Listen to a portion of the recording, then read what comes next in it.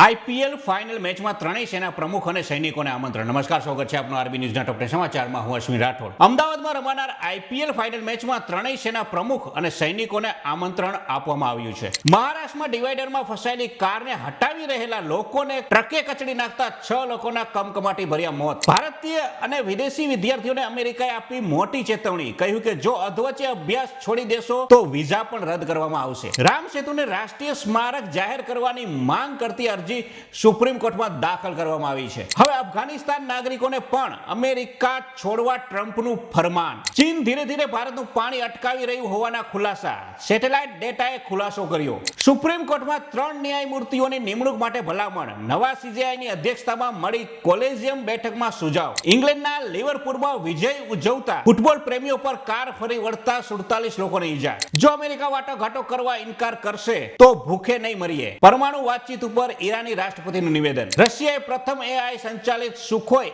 Su-57M fighter jet launch કર્યું. તો આ તાના ટોપ 10 ન્યૂઝ અને હું હતો આપની સાથે અશ્વિન રાઠોડ. જય હિન્દ, જય ભારત.